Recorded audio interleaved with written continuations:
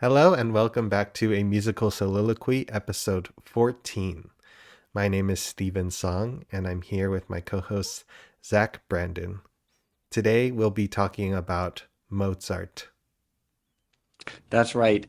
To break it up into three parts, part one will be the technical challenges of Mozart, part two will be the musical challenges of Mozart, and part three will be Mozart in performance. So, to kick things off, Stephen, what makes Mozart so technically challenging? In particular, I think a lot of us think of his violin concertos right away because that's what's most commonly required to play. Yeah, so I think the purity of the sound is very important in Mozart, as well as very pure intonation, of course, and stylistically phrasing. Um, you don't want to ever do something that's out of taste. And Mozart, there's a very clear boundary with where the taste is acceptable. And it's debatable where that boundary really is. Some people are a little bit more indulgent with their phrasing and slides, but generally there's some sort of boundary. And so having restrictions actually makes things harder in many ways. With intonation in Mozart, there's very clear fifths and thirds, and the thirds usually can't be too high. Generally, with leading tones and thirds, I tend to play them a little bit on the higher side, but in Mozart, you can't go too crazy with that. I feel like in romantic concertos, you can accentuate those differences a little bit more. But with classical, you tend to want to, again, not overindulge in those little things. And yeah, I would say probably the hardest thing, though, is purity of sound and tone. I feel like in Mozart, any sort of scratches in the sound are generally not okay, not preferable generally. Everything is extremely contained, I would say. And yeah, it's just really hard because it's so easy to make a scratch on the violin. So technically, being careful that you're not doing that makes it extremely difficult, I would say. Hmm. I totally agree. Well, in regards to intonation, what do you think makes intonation so particularly difficult and exposed in Mozart? What is it about Mozart that creates this environment? Because there are a lot of pieces that are really hard, like Paganini and a number of concertos, but you don't feel as exposed as you do in a Mozart concerto. In Mozart, anything that's even slightly out of tune sticks out like a sore thumb. Yeah, that's a really good question.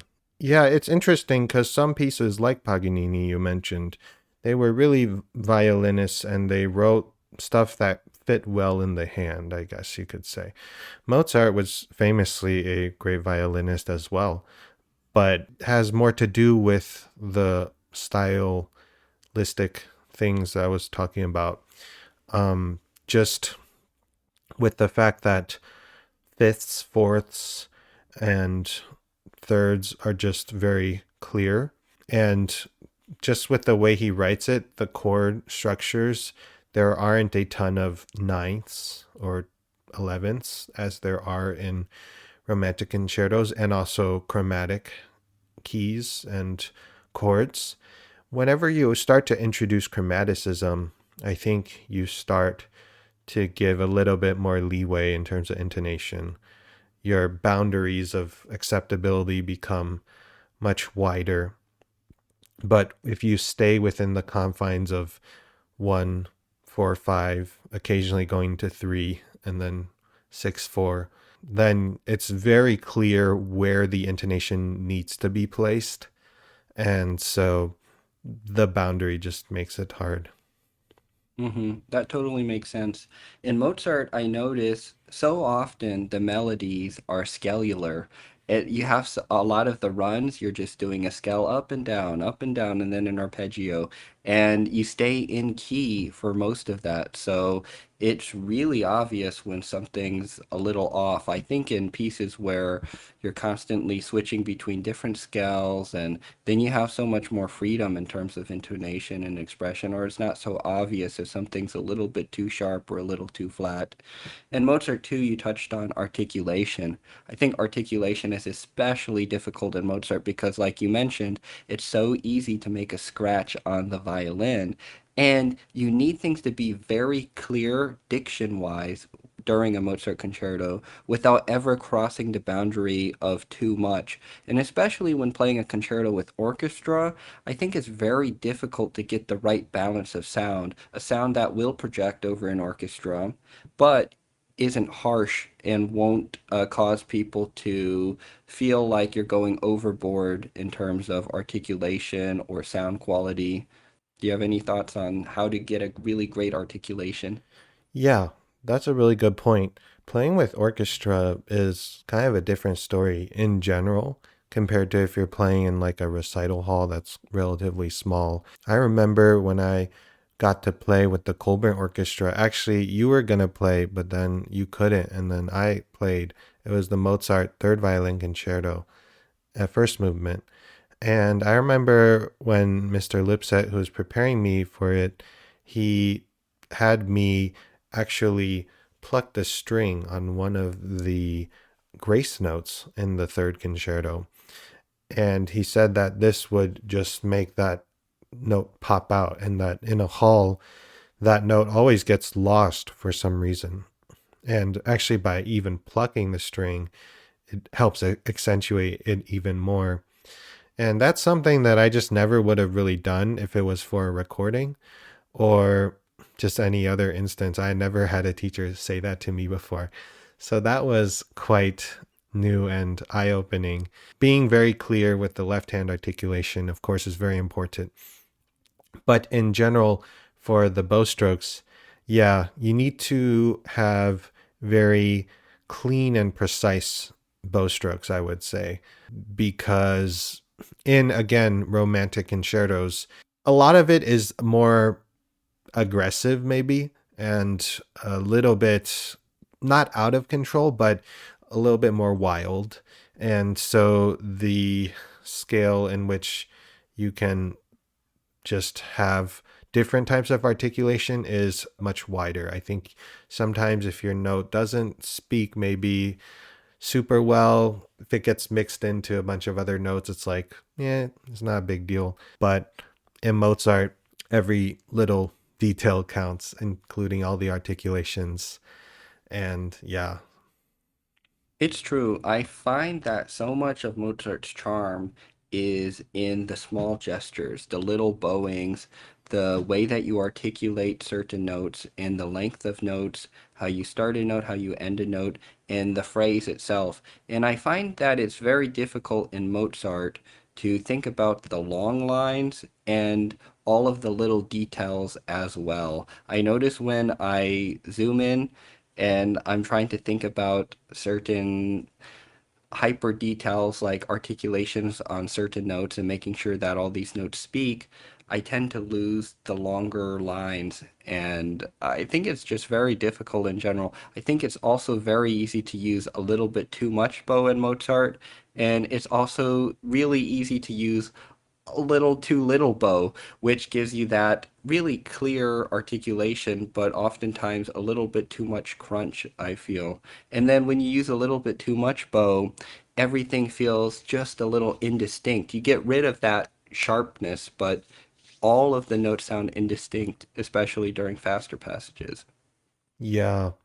When I was talking about clarity and articulation, it really reminded me of orchestral excerpt playing. And famously, in orchestra auditions, you have to play the Mozart concerto and a romantic concerto. But more often than not, I find I have to play the Mozart concerto in the first round.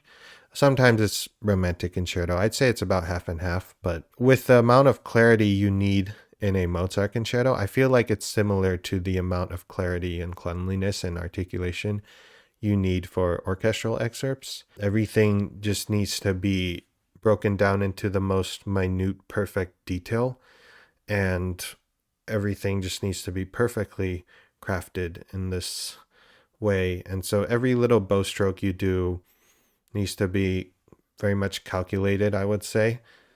And it's very different from playing Bruch violin concerto, where you just kind of need to let loose there. Of course, you can play Bruch in a controlled way too.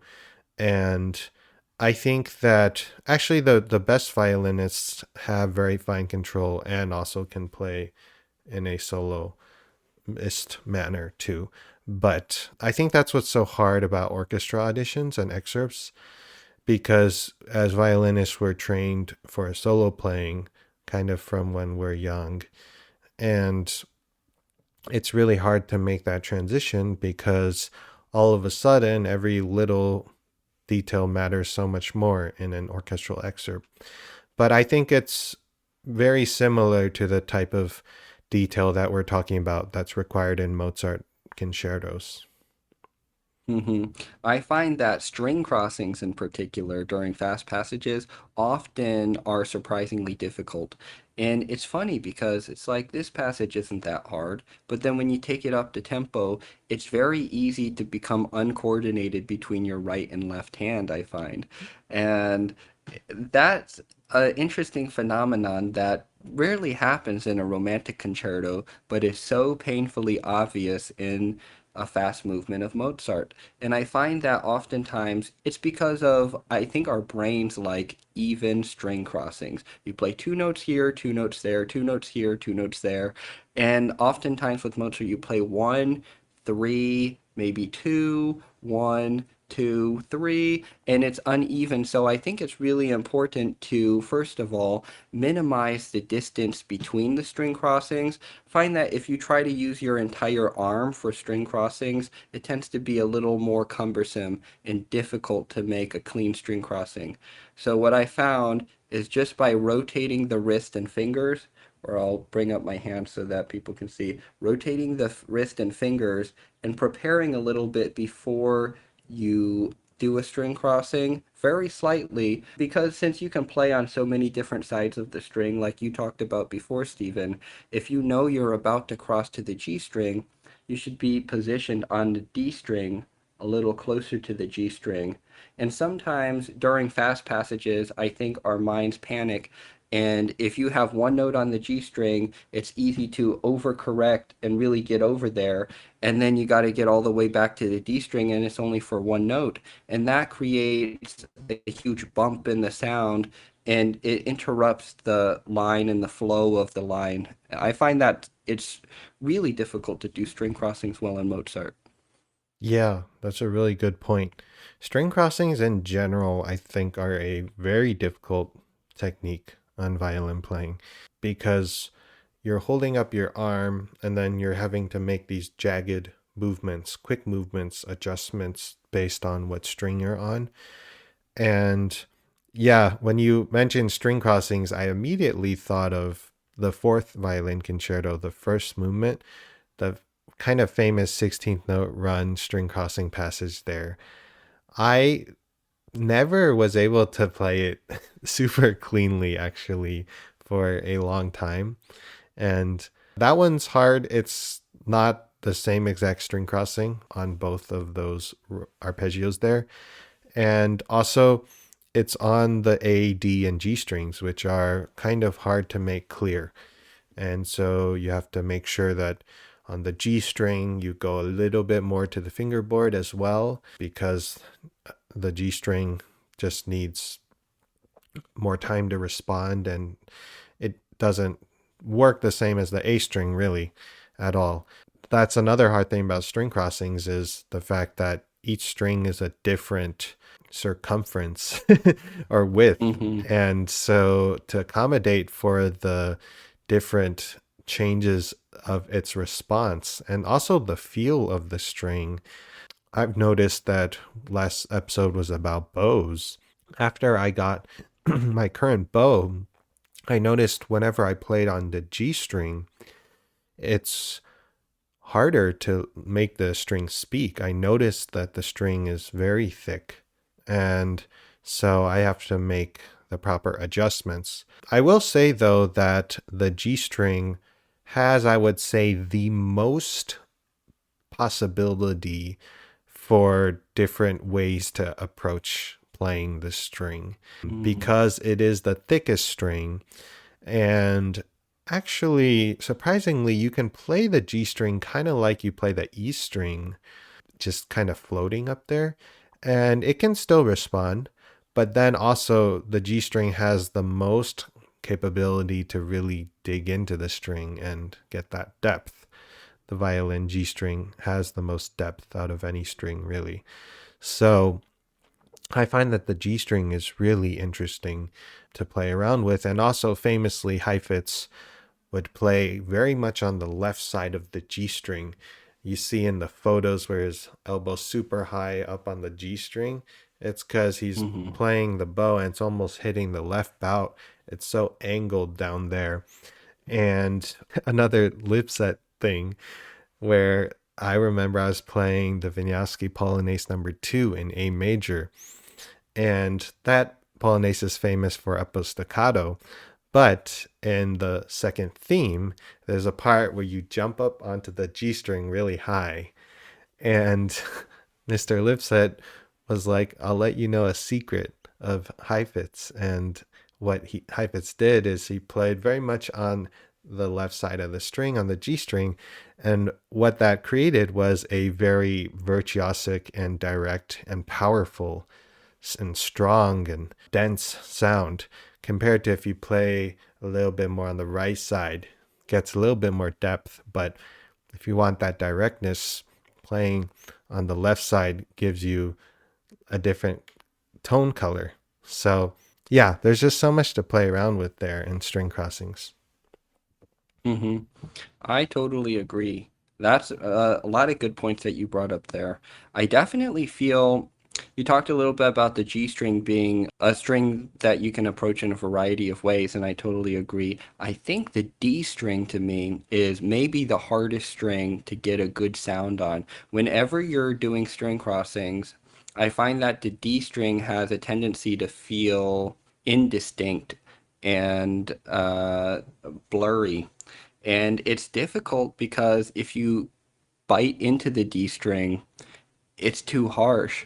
And if you have to cross over to the D string, it often gets lost because it's not really in the best register in general. Do you find that you change pressure a little bit for each string? Because I find that for me, sometimes I notice that I move my bow, just like what you were talking about with moving your bow on the G string. I move the where my bow is in relation to the bridge and fingerboard, but I also vary the pressure and sometimes even the angle of the bow. I notice that, of course, playing with a straight bow is great, but sometimes when you need a string to sound, I find that going at a slight angle sometimes helps strings to speak. Oh, wow. Yeah, I didn't think about the angle of the bow so much in terms of whether it's parallel or not to the bridge.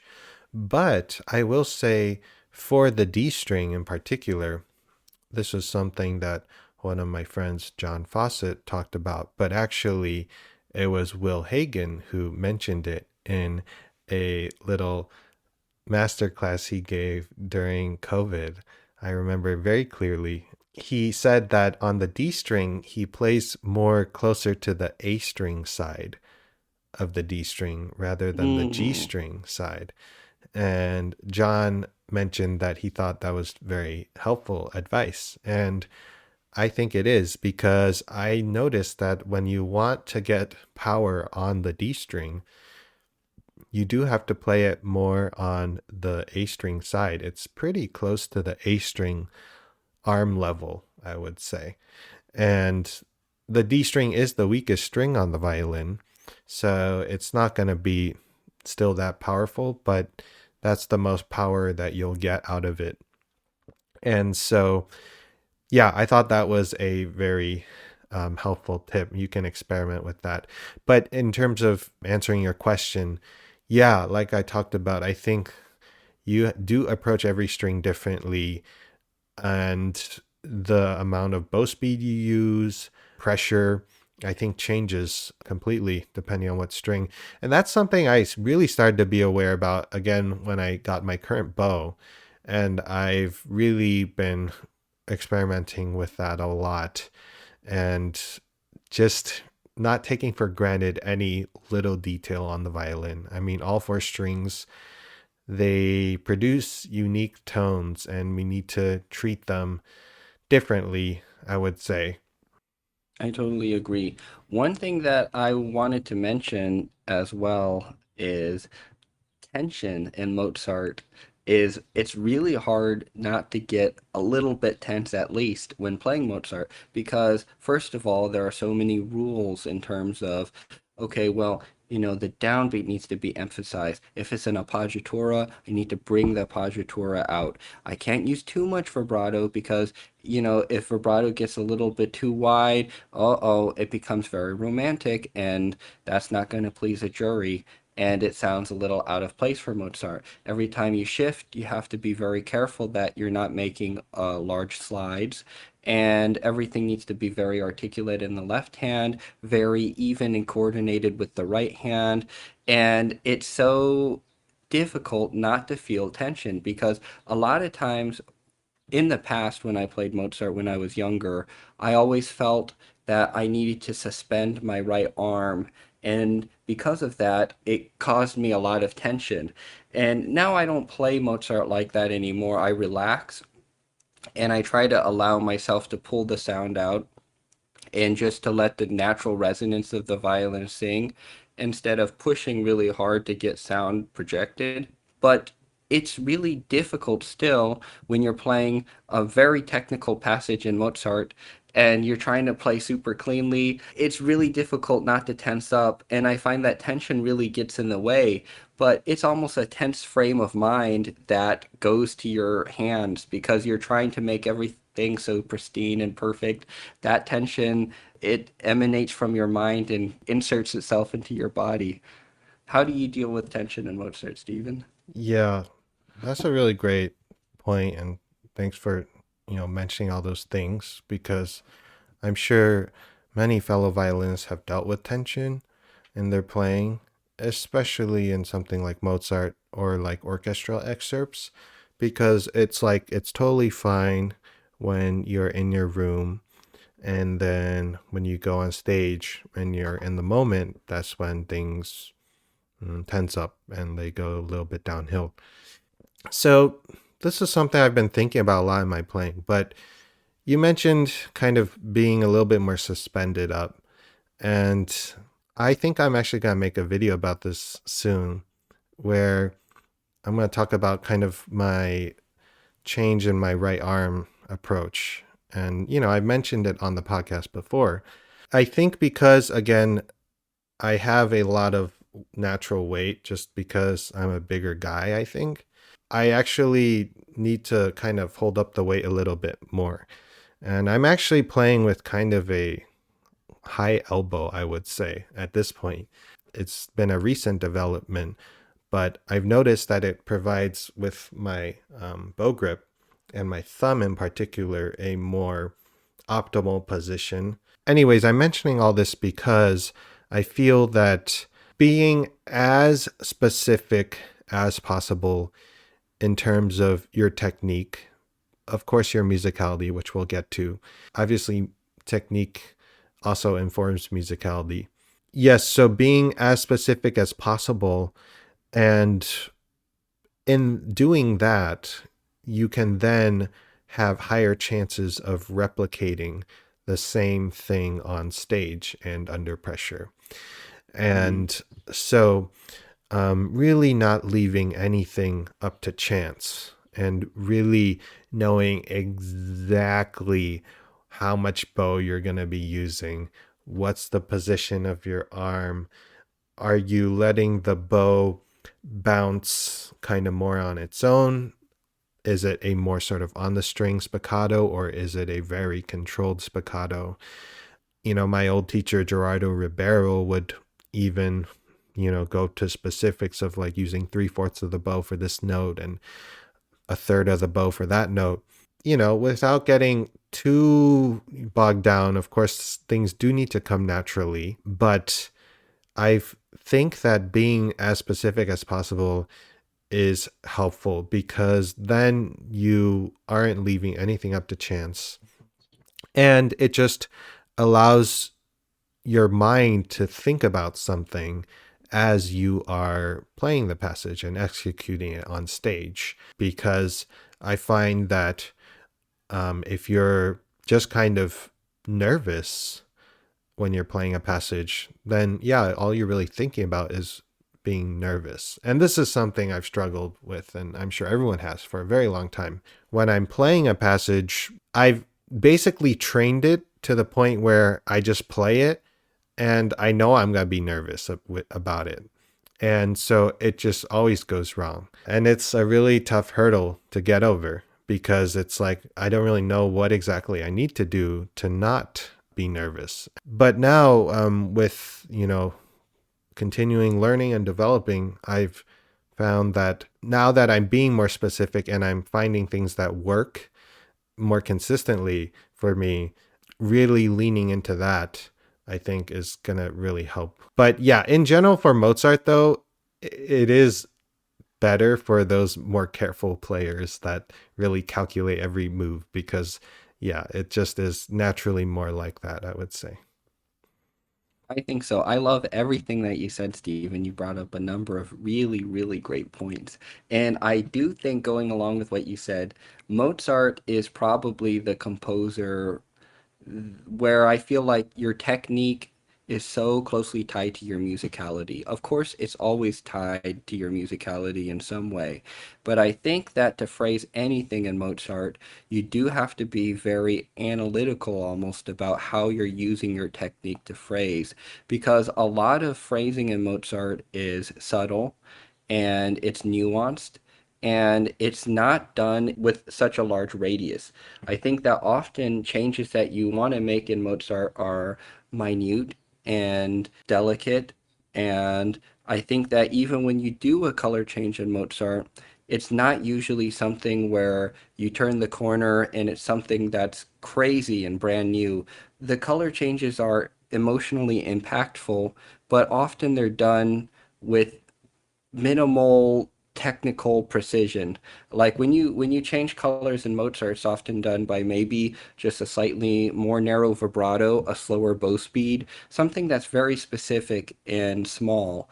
And I think that that's why it's so easy, I think, for players like me who like huge contrast and dramatic changes. It's easy to go overboard with Mozart sometimes. And then when I'm trying to do the smaller changes, sometimes nothing seems to come out at all. It's also easy to be on the other side of that. So being able to carefully measure out your technique and have a perfect control over exactly how much you're doing to show enough but not go overboard, I think that requires a lot of technical precision. I actually think that it's kind of really a blessing to play a composer like Mozart, who, more than any other composer, in my opinion, can expose holes in your fundamental technique. Yeah, there was a short I made not too long ago about how Mozart is actually the hardest composer to play. And so that's why we're dedicating a whole episode on Mozart. Not just because Mozart is one of the greatest composers and his music brings joy to everyone, but yeah, specifically to violinists, it's a very special composer. He wrote so many string quartets, symphonies, and we have not mentioned opera yet, but we'll get to that, I think, when we talk about musicality. Um, Hmm. but yeah, maybe we could jump to musicality now. But you mentioned Hmm. how closely interlinked the technique is in Mozart. And yeah, I would say I'm totally there with you. I found that, with the bow, we talked about bows last episode, so it's still in my mind. Like with my Simone, it's able to bring out very subtle changes that aren't so apparent if you are listening in like a big hall. I feel like if you play Mozart with an orchestra in like a very big hall, there are more possibilities to be a little bit more expansive. But Hmm. with my current bow, it is extremely sensitive to little things. And Hmm. so, yeah, just with the evolution in my playing and with the bow, it's taught me a lot to really analyze every little minute detail. And so I'm really blessed to have, a bow like that that teaches me how to play in a way that is very specific. Yeah, I would say though that if you can be that specific about your technique, then when you go to a romantic concerto where you can be freer, I feel that it helps that as well, because you have the fundamentals, like you were saying, of having full control of the instrument. Then letting loose is actually more freeing and not the norm, I would say. So, just in general, I think with music, playing a classical instrument at a very high level, it's very difficult because the musical expression we all kind of have inherently.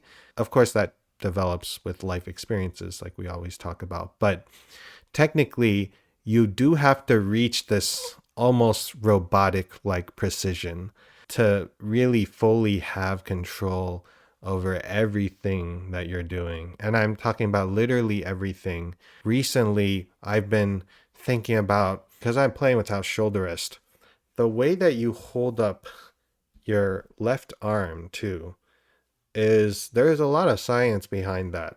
Um, it's not just, kind of relaxed there. I mean, sometimes it's really holding up, sometimes it's supporting even higher for like a high note. Just where exactly are you positioning that? And that positioning affects, where the bow is, because if your violin's a little lower, then your bow is going to be lower because your strings are lower. So having a robotic, like, precision in terms of technique is kind of required in order to reach the highest level of playing. And I mean, not a lot of people have reached that level. I don't think you need to play great music, but I just thought it's worth mentioning because yeah, that's the true difficulty about playing a classical instrument is it requires this technical precision that is very unmusical, I would say, very not natural Hmm. to be robotic, but at the same time that frees you to be so musical. Yeah, if you're able to harness your technical mastery of an instrument, then you'll be definitely in a much better place musically than if you're not. Of course, if you have all of that technical mastery and you don't do much musically, then what was it all for? Like, so yeah. But of course, I think it's to be admired when somebody can play an instrument extremely well. Even if they're not so musical, I think it's still an astronomical achievement just because it's so difficult to just play an instrument well. Of course, then I think we could say they're excellent violinists, but not necessarily excellent musicians. And I think it's better if you're able to be both in general. But of Yeah. course, yeah. Yeah. One thing that I wanted to talk about in terms of musicality in Mozart, in particular, the slow movements of Mozart, I think can be very difficult to phrase. Often you have a very simple melody. It's beautiful.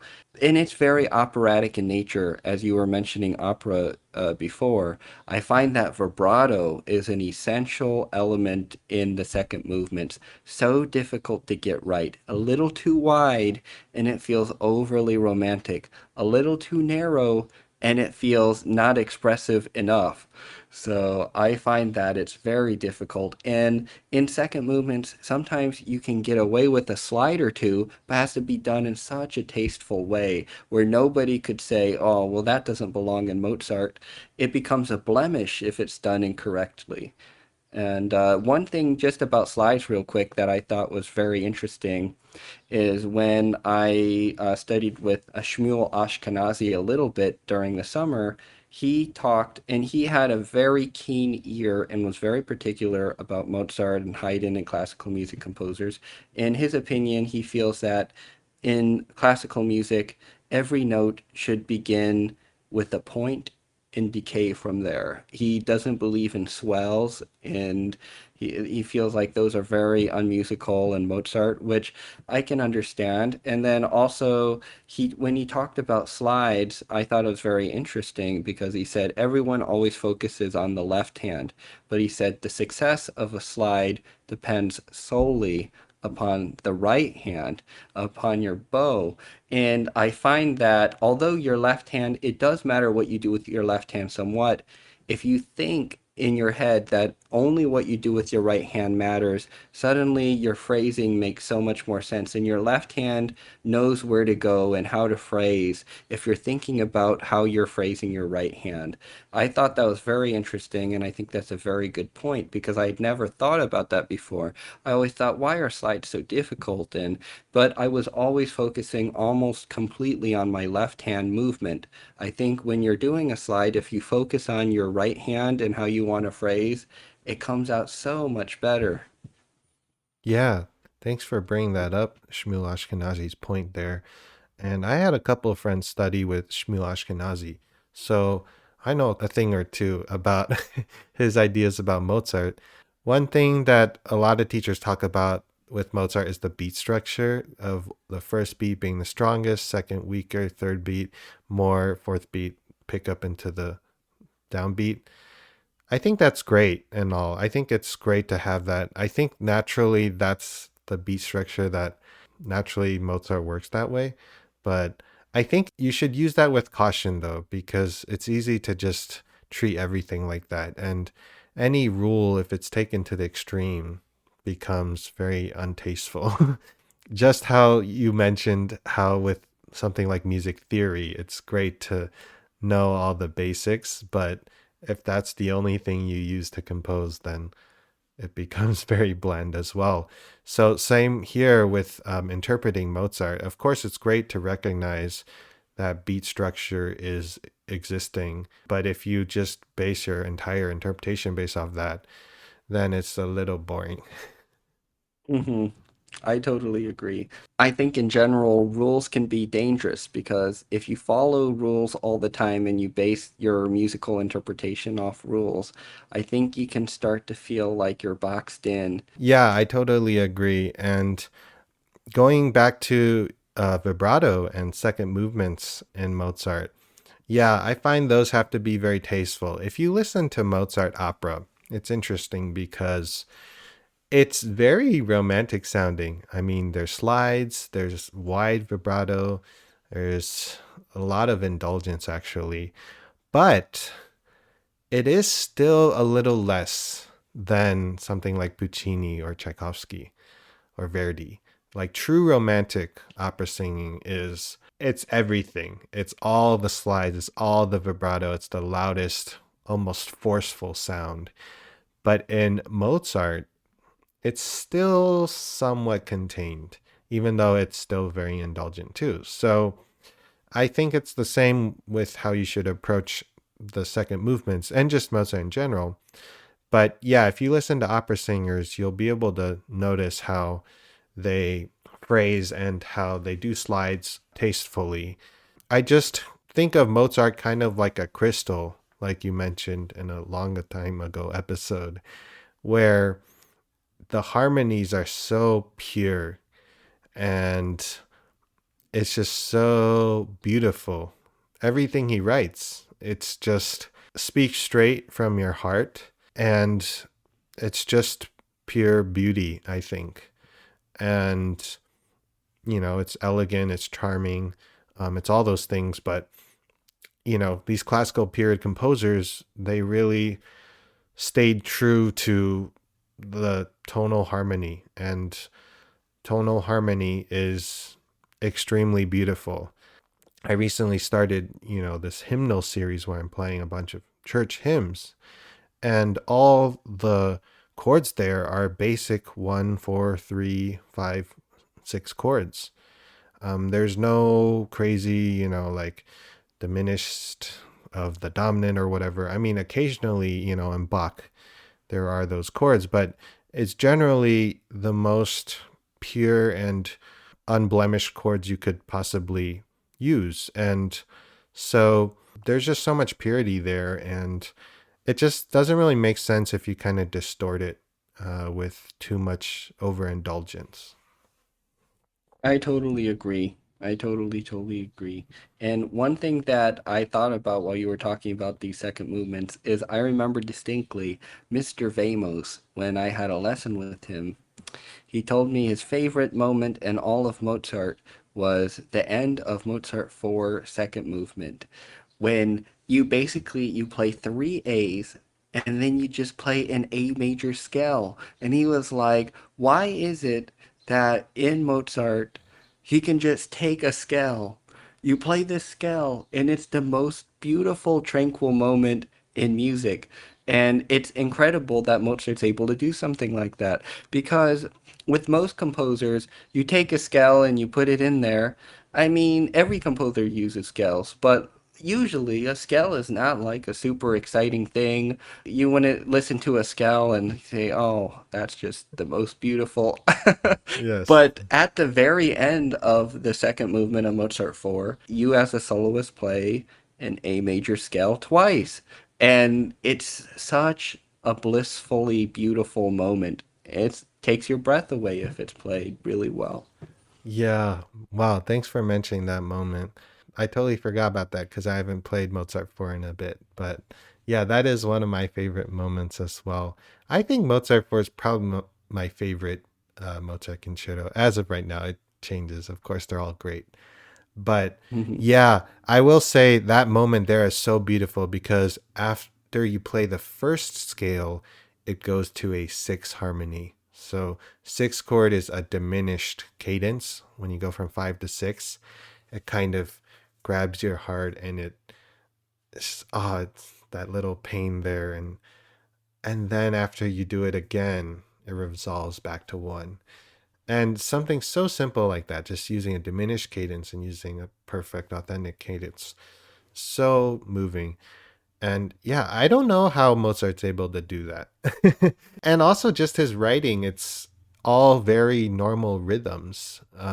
There's probably nothing more than like a dotted 16th note, or it's all very simple rhythms, but it's like, Gothic architecture or something like that. It's just kind of simple, but it's beautiful. It speaks for itself already, I would say. And yeah, since we are talking about Mozart, I mean, I think it is important to recognize that how big of a contribution he made to our world, and especially the world of music. Yeah, I mean, I think he was just like the biggest musical genius there ever was. Of course, there's so many great composers, but I think in terms of just raw talent and ability to just convince you and to just like write something that instantly can speak to you, I feel like Mozart is probably unbeatable there.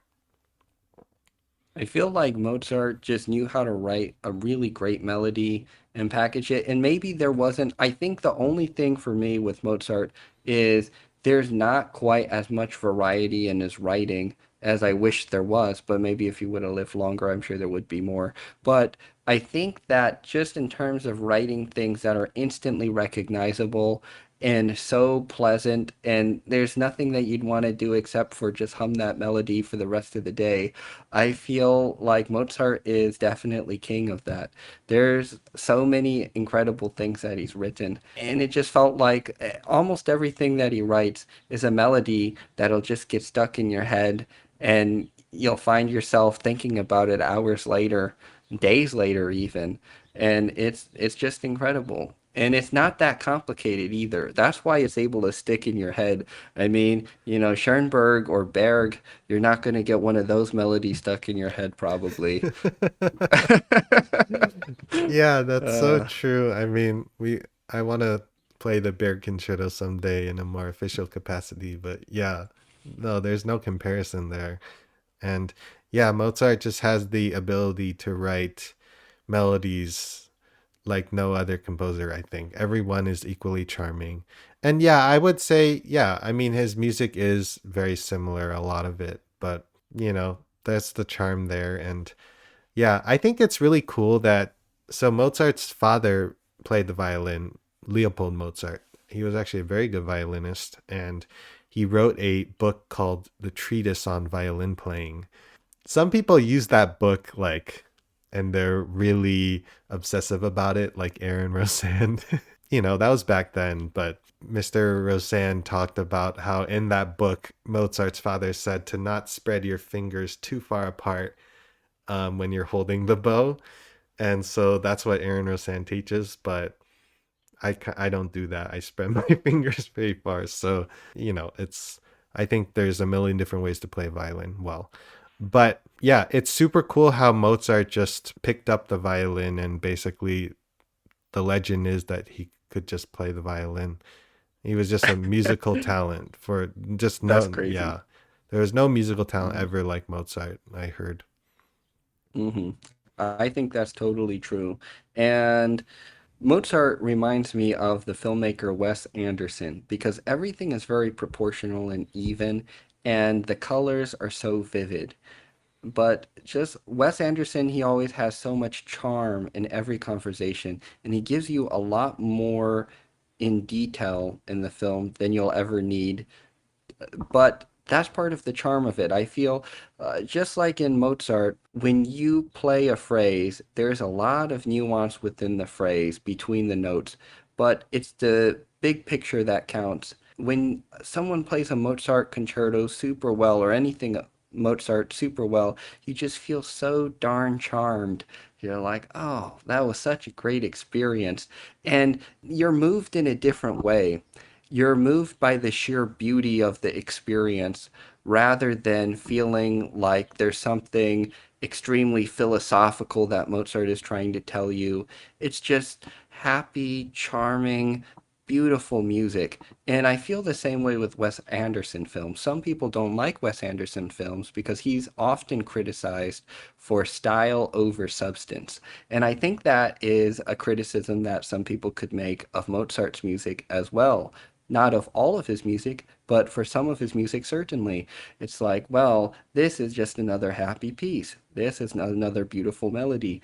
And I think that it's important to understand what an artist is trying to convey. I think that Mozart had such a love for music, and like you said, he was such a musical genius, and he had a love for life too. He was a goofy guy. He enjoyed life, and I think that there's so much joy and charm wrapped up in his music.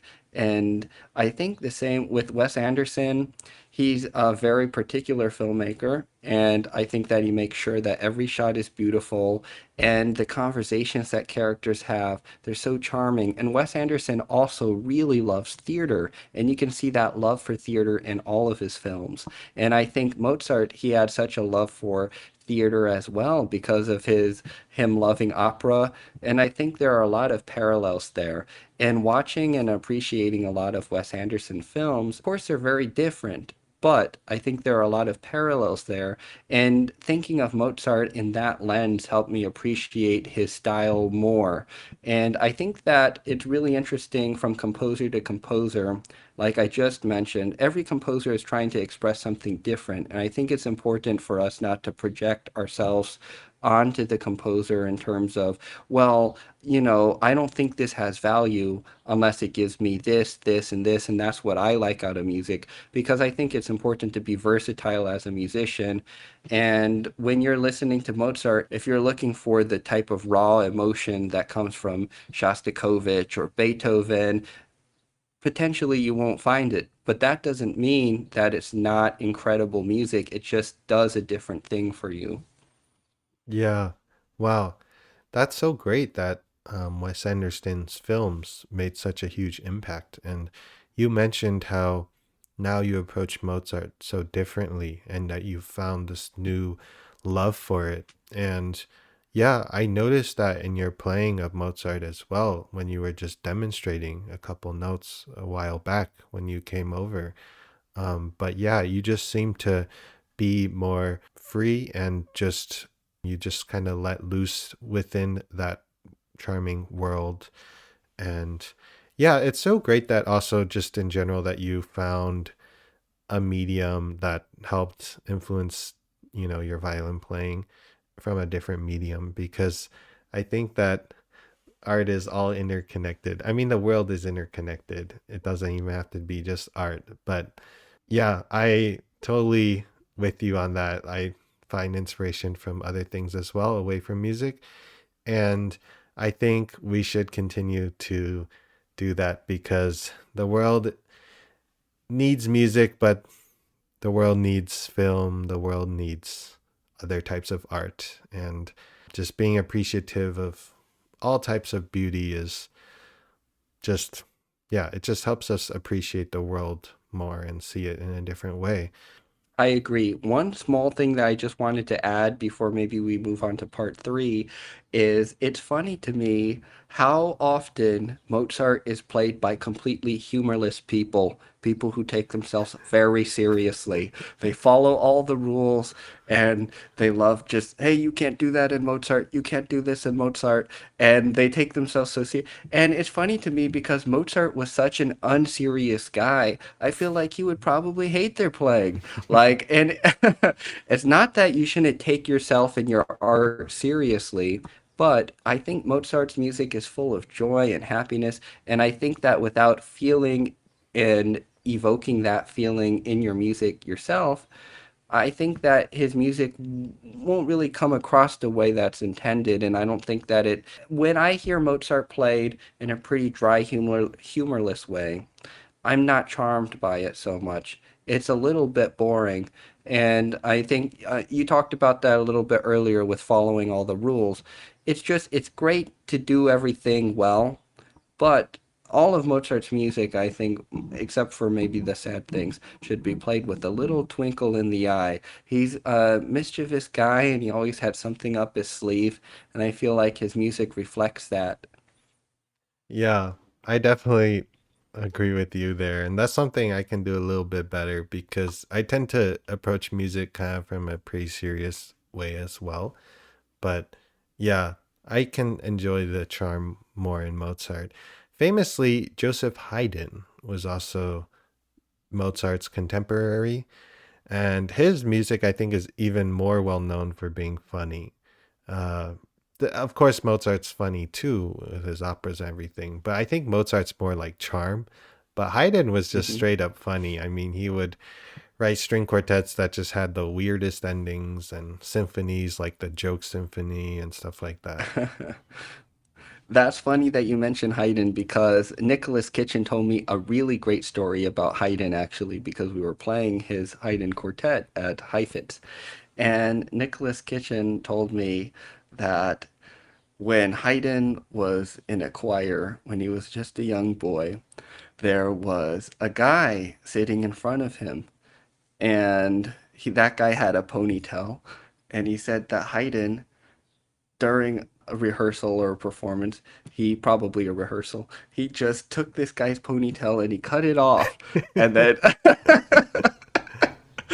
Oh, and I thought that was so funny. And he was really a goofy guy because, and the reason that Nicholas Kitchen told my quartet this story was because while we were working with Mr. Ashkenazi, there were so many rules that he, gave us to do. We got very stressed and stiff while we were playing. And of course, I think that, Mr. Ashkenazi is an incredible musician, such an incredible mind, but we did become very stiff while we played that way. And so I felt that when Mr. Kitchen told us about this story, it instantly made me feel like my perspective changed completely on his music because there was just so much humor there and understanding just one small story of who Haydn was as a person and understanding that because whenever we see pictures of these guys, they're always wearing wigs and they look very formal. And we know that Haydn was the father of string quartets, and there in Mozart, I mean, is just such an incredible composer, a musical giant. Everyone knows who Mozart is. There are very few people on the planet who don't know who Mozart is because his music's just had that much of an enormous cultural impact across the world. So I think it's easy to think of them as larger than life, but at the end of the day, they were people too, and they experienced a lot of funny things. Yeah, they couldn't have written that music if they hadn't experienced life in such a pleasant and full way. And it's funny because composers, the music that they write, it's just a direct reflection of the way that they view their life, right? I mean, because you can only really write out of your own lens. Of course, you take influence, but everything you write is extremely personal to you. And so we really can feel like we got to know these composers through their music, or we get to know composers through their music. It feels like we get to know them as real people because in the music we find so much joy and charm. And contrast that with someone like Bartok. I mean, I'm not saying there isn't charm in Bartok either, but I mean, it's a totally different spectrum, I think. He's extremely Hmm. serious, uh, very Hungarian, very extreme and kind of rough around the edges, I would say, very dissonant. And, Hmm. not that there's anything wrong with that. I think both are equally beautiful, but there's just completely different personalities of people, I would say. Hmm. I love what you just said because it's important to remember that Mozart and Haydn, I mean, they lived in this time of there was all this royalty. They were sponsored by patrons. They were practically somewhat royalty themselves, even though I know that Mozart had a lot of financial troubles. I mean, throughout his life, he was supported by some very wealthy people, and he was very comfortable with high society and with probably these huge, elaborate banquets and the way that these rich people carried themselves. Whereas Bartok, I mean, world wars were happening, and it was devastating to him, and he had to leave his home country and go to America. And it was, I think that his music is filled with so much anguish. And I mean, of course, he was also so influenced by folk music, and that has so much more of a rustic feel. Not that Mozart and Haydn weren't influenced by various folk tunes, but I think that where they were at in society was a much more posh type of lifestyle, which is reflective of their music. I think even when somebody who doesn't know Mozart listens to Mozart, that's why in films, if there is a scene where there are a bunch of really wealthy people, chances are they're playing some Mozart because that's just what you hear in your head. That's what you imagine in your head when you hear that type of music. Yeah, I mean, it definitely suits the courtly setting for sure. The sort of high class and yeah. Although I don't want to give the kind of impression that it's only for, wealthy people because, music's for everyone and there's no real difference if you're wealthy or not. And I think, yeah, Mozart just happened to be in that circumstance and of course that influenced his music. We're running a little low on time, so let's briefly touch on the performance challenges. I mean, we already talked about a lot about, how to deal with the tension and stuff like that. But yeah, is there any final tips you have for just bringing Mozart to life and not feeling so nervous? Well, I think it's really hard to play Mozart under pressure. I think that one of the hardest things is if you have to play Mozart first in a competition or audition, which happens fairly regularly, I would say. And you go out there and you're nervous and excited, or, and you have to just go into this charming character right away. It's very, very difficult. At least mindset wise, I think trying to think of a performance as a fun thing to do, and to because the music that you're playing is fun, and it's rare that you get to perform for an audience and play something that's just truly joy. I almost think of it because I like stand-up comedy a lot, or I've liked stand-up comedy a lot. When people go to listen to Mozart, I think they're there to be charmed, technically speaking, because when you listen to Mozart, there's a specific mood that goes along with that you're trying to get. And I've gone to some comedy shows recently, and everyone who goes to a comedy show is there to laugh and to enjoy themselves and to have a good time. And I think that when you're a stand-up comedian, of course, you're nervous, but you have to make people laugh, and you have to tell jokes in a way that'll appeal to the people, I guess, and relate to them and be natural. Because if there's a comedian who's super nervous and he can barely get his jokes out, probably nobody will laugh. People will just feel sorry for him. So I feel like with Mozart, it's kind of the same thing. When I did the Sendai competition, for example, I played Yazai first and then Mozart. So Mozart felt almost like dessert to me, and it felt like after the Yazai was over, which I didn't play so well, unfortunately, I played then these two Mozart pieces, the Rondo and the Adagio, and it just felt so enjoyable to be able to play these pieces for the audience, because I feel like those pieces embody these emotions that are purely pleasant. In classical music, there's so much dramatic music and a lot of heavy music. People are expressing deep emotions and dark emotions. And I think for a lot of Mozart, he's expressing, like we said, the joy of life, the joy of living. And I think that it's important for us to remember in those moments when we perform, this is what you practiced for. This is everything. You spent all these hours preparing so that you could share this music with other people.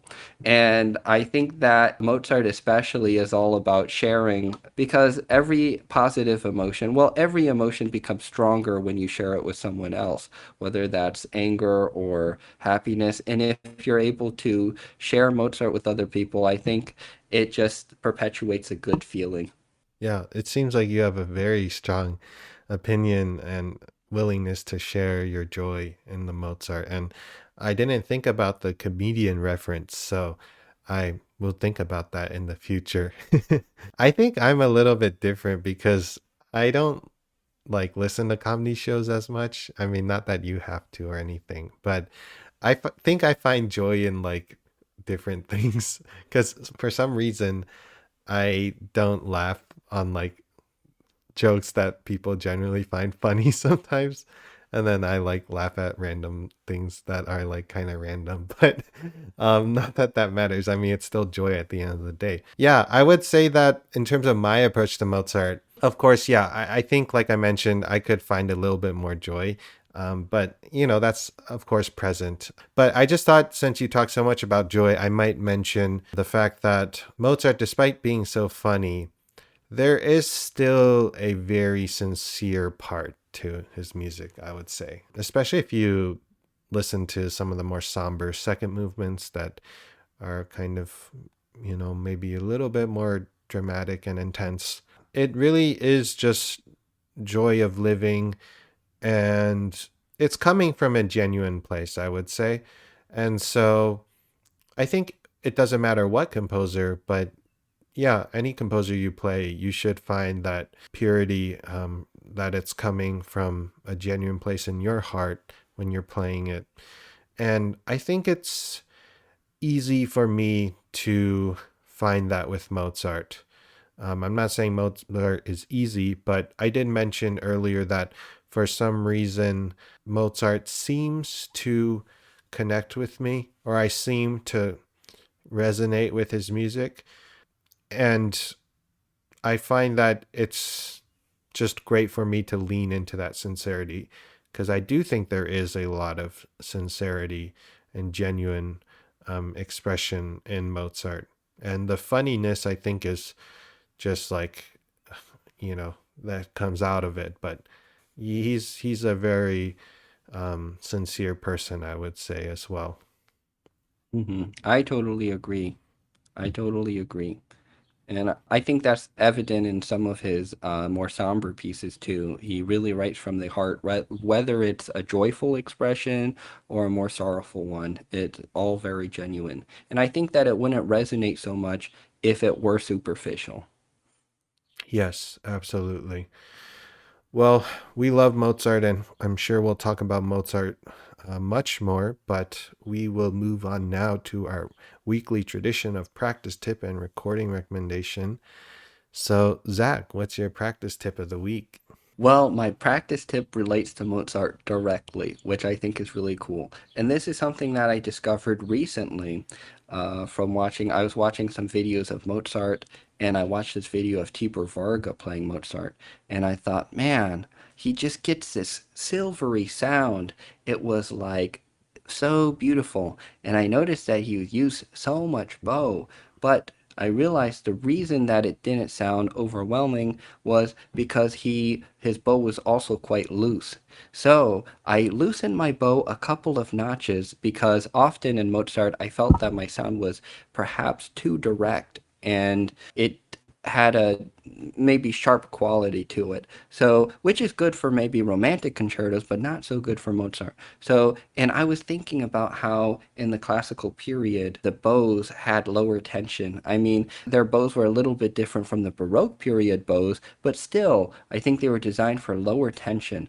And so I loosened my bow a little bit, not all the way, just a little bit. And I found that in general, it drew out so many more overtones and it felt like it rang so much better.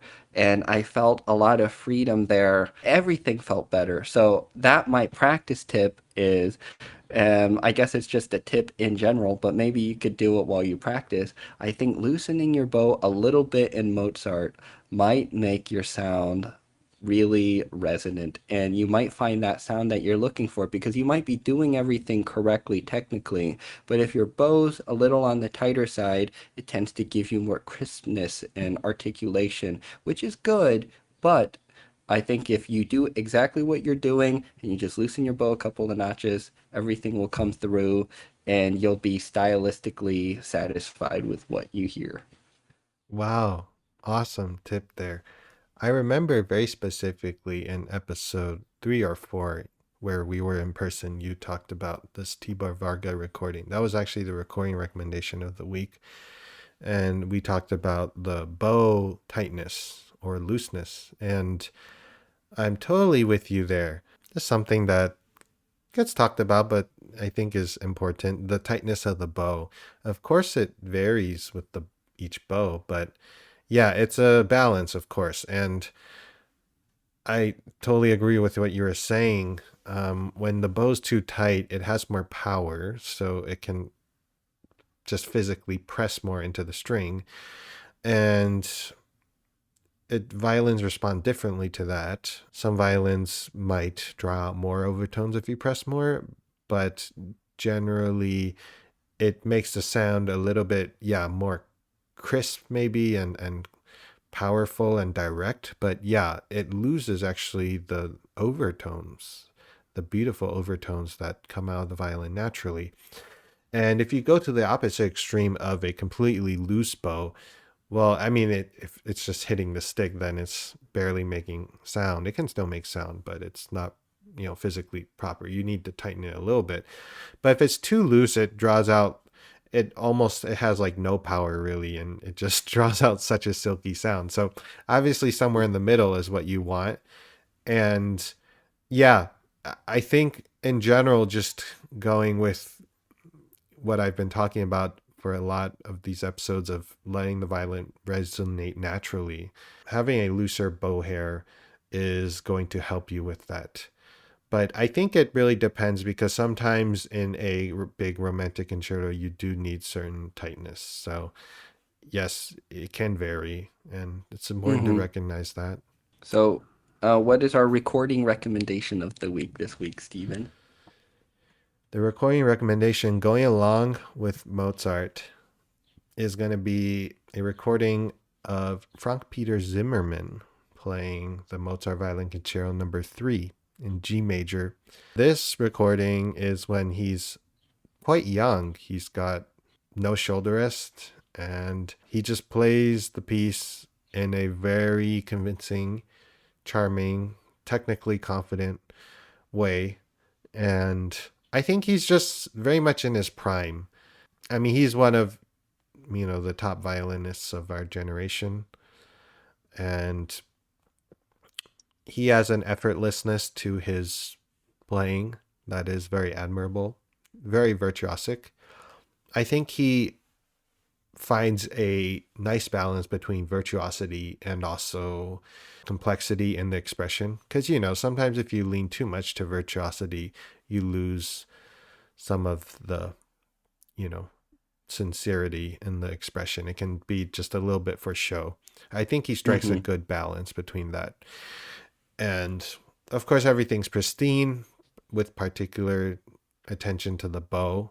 I mean, every bow stroke is very clean. But I think what struck me was actually a second movement of that Mozart third concerto. That is one of the most beautiful opening melodies to anything. I think I like the fourth concerto second movement the most if I had to choose, but if I had to choose just one particular melody, I would choose the third concerto second movement as being probably the most beautiful melody. They're all beautiful, but um yeah, I think the way that he just does it is so beautiful. I mean, his bow distribution and his vibrato, and he's got these quite thick fingers, and his fourth finger is like when he vibrates it, it's almost like completely flat, but Wow. he gets this beautiful fourth finger vibrato. And again, I think he strikes this balance of playing Mozart kind of more romantically, but still tasteful very well. Because he's definitely, you know, he's definitely not playing it super light like people do nowadays. He's definitely leaning into the expression, but it's just balanced perfectly well. So I would heavily recommend this recording if you want to hear someone who is going to interpret Mozart in a more exciting and maybe a little bit more passion with all the correct characters. And yeah, it's just an amazing recording. I think that's incredible. Thank you for the recording recommendation, Stephen. I'd like to just insert here a surprise movie recommendation from the from the famed director Ingmar Bergman, who is an incredible director. He actually was a huge fan of Mozart, and he made a movie where he staged the magic flute. The movie is just a magic flute, and it's on stage. It's not like really a movie, and everything is sung live. But I mean, he's an incredible director, and I think that it merits a watching. If you're going to watch, if you want to watch The Magic Flute, I think it's a pretty cool thing, and you can really feel his love for Mozart, which I think is cool. Yeah, that's awesome. So is it like a movie of the Magic Flute production? Yes, it's a movie of the Magic Flute production where Ingmar Bergman actually kind of directed the stage production and everything, but also kind of made a movie out of it, which is interesting because I think, well, films kind of started out more like theatrical, but they moved away from that, and a lot of his films are certainly not theatrical, and he's got a number of incredible films, and he's a terrific director. It's interesting because he's more of an analytical director. I feel like he's not as emotional as some of the other directors. And I just think it's cool to have a really great director be obsessed with Mozart like he was, and to put the effort into directing a film like that. Yeah, that's interesting because yeah, most movies aren't just operas because yeah, I mean operas are kind of movies with the dramaticism, but yeah, to fully stage that is interesting. And that's so cool that there's that crossover. Hmm. With that, that will conclude episode 14 of A Musical Soliloquy.